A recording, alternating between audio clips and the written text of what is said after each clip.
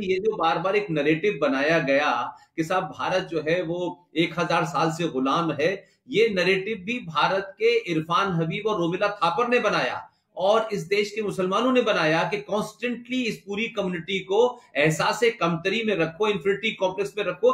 जबकि जबकि ओमेन जी का कहना है कि हम इस तरीके से गुलाम नहीं रहे हैं, कभी भारत में मुगलों का पूरा राज नहीं हुआ है, और जो बहुत सारी लड़ाइयों, खासतौर से जो राजस्थान की बहुत से युद्ध थे, उसके बारे में कुछ नई रोशनी जो है डॉक्टर ओमेन जी बार बार कहते रहे। डॉक्टर साहब, आप जरा सा अपनी बात बताएं।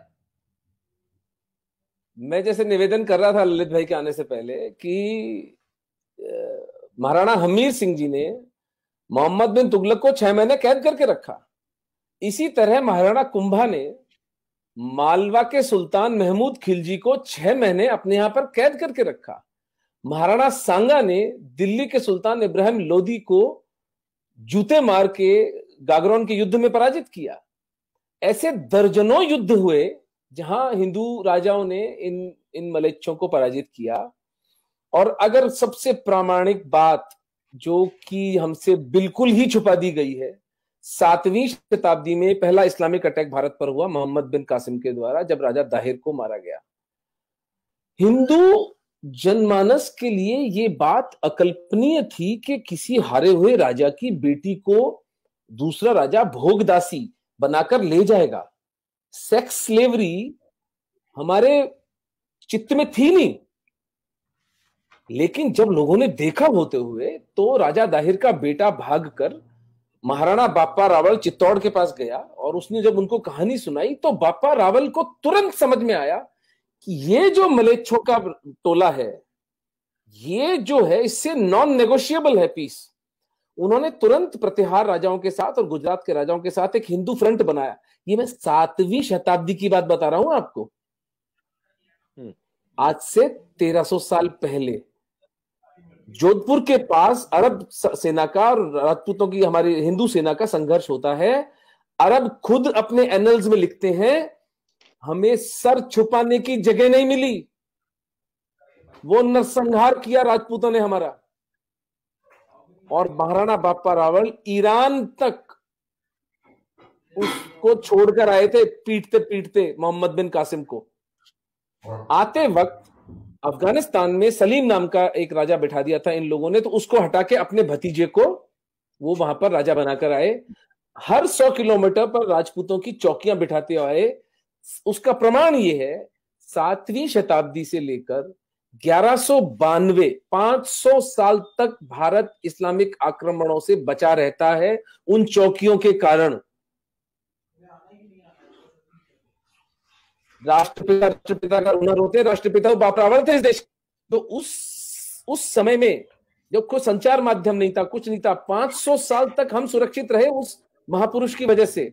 और उसके बाद समर सिंह, महाराणा हमीर, महाराणा लाखा, कुंभा, सांगा, प्रताप, करण सिंह और राज सिंह, यानी पूरे हिंदुस्तान का ये जो राज परिवार है मेवाड़ का, मैं चुनौती देता हूं, पूरे मानव इतिहास में आपको ऐसा उदाहरण नहीं मिलेगा जो 1000 साल तक, 7वीं से लेकर 17वीं शताब्दी तक, महाराणा राज सिंह जी तक, 1000 साल तक इस्लाम से खुली चुनौती ली है। जिस परिवार ने, एक परिवार ने, एक सिसोदिया परिवार ने 1000 साल तक, देखिए राजा भिड़ते हैं, जियोपॉलिटिक्स बदलती है, हार जीत तो होती है, युद्ध तो हारता है आदमी, युद्ध जीतता भी है। मैं जो एक पुस्तक लिख रहा हूं, मेवाड़ के महाराणा और उनका इस्लाम से प्रतिरोध, उसका शीर्षक है।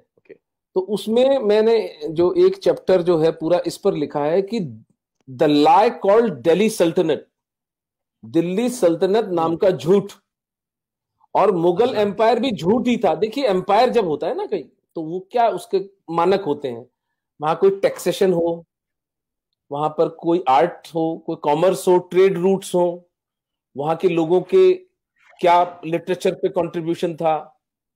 आपको मिलता है कोई 150 साल के मुगलों के राज के अंदर? आपको सिवाय इसके कि कभी दक्षिण में रिबेलियन हो रहा था, कभी आसाम के अहोम कर रहे थे, कभी कलिंग में हो रहा था, कभी अफगानिस्तान में हो रहा था, कभी मेवाड़ में हो रहा था, कभी पंजाब में हो रहा था, कभी कश्मीर में हो रहा था, कभी सिंध में हो रहा था।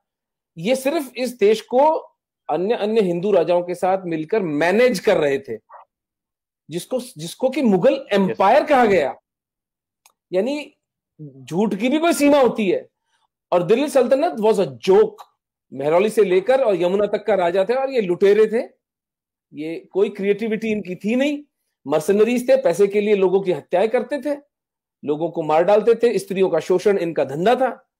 और हिंदुओं को ये बात अच्छी तरह समझ में आई, और हम कभी गुलाम नहीं रहे, एक क्षण के लिए हम गुलाम नहीं रहे।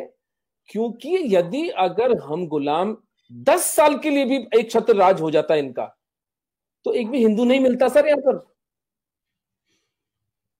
जो प्रताप की महानता निकल कर आती है वो इस बात से निकल कर आती है कि उन्होंने अपना भाला, अपनी तलवार, अपना बिगुल तब बजाया जब वो नितांत एकाकी रह गए थे। ईडर, आबू, बांसवाड़ा, डूंगरपुर, मालवा, आसपास के सब राज्य अकबर के समर्पण कर चुके थे, एक प्रताप नहीं झुके। आज अगर हम हिंदू हैं तो एक प्रताप के कारण।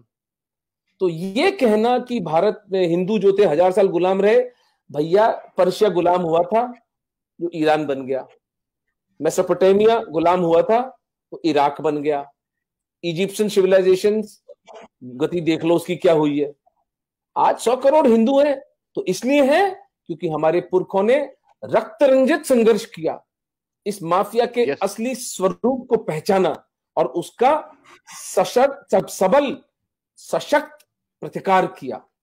ये तो पिछले 70 साल में इन मलेच्छों ने क्या किया कि उसका भी मैं एनालिसिस कर रहा था कि 47 से लेकर 77 तक 5 हमारे जो शिक्षा मंत्री थे वो शांति दूत थे, जिसमें वो मदरसा छाप आजाद था, फिर वो नूरुल हसन, फिर वो हुमायूं कबीर, फखरुद्दीन अली अहमद, MC चागला। तो अब आपको आश्चर्य होता है कि आपकी हिस्ट्री से हमीर सिंह और कुंभा का नाम ही गायब है, और प्रताप को एक भगोड़ा कहा जाता है।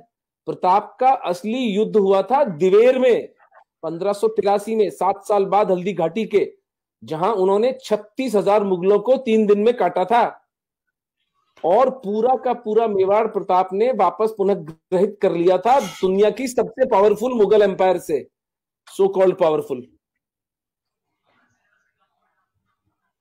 तो ये सत्य है। अब इसको से निकाल दीजिए कि आप गुलाम रहे थे, हम गुलाम रहे थे, हम कभी गुलाम नहीं रहे। और जब उतनी भयंकर विपरीत परिस्थितियों में हम गुलाम नहीं रहे, तो आज तो हिंदू कहां कहां नहीं पहुंचे हुए हैं। अब केवल इस बात की आवश्यकता है कि हम कनेक्ट करें एक दूसरे के साथ, हम अपने रिसोर्सेस को पूलिंग करें, धर्मांश दें, एक दूसरे का सहायक बने। नैरेटिव का वॉर अच्छी तरह संजय दीक्षित सर, पुष्पेंद्र कुलशेष जी, कितने प्यारे प्यारे लोग अपना सर्वस्व दांव पर लगाकर लड़ रहे हैं। अब तो it's a matter of time कि हम इनको पराजित करें। They will not know what hit them. इनका खेल पूरा का पूरा समाप्त हो चुका है। जो दुख हमारी बच्चियों को, जो दुख हमारे कश्मीरी पंडितों को उठाने थे वो उठा चुके। हाथ जोड़कर, सर झुकाकर क्षमा मांग सकता हूं, लेकिन अब ये सिलसिला समाप्त है। अब सनातन धर्म पुनर्जीवित और पुनर्विजयी होकर रहेगा, कोई विकल्प ही नहीं है।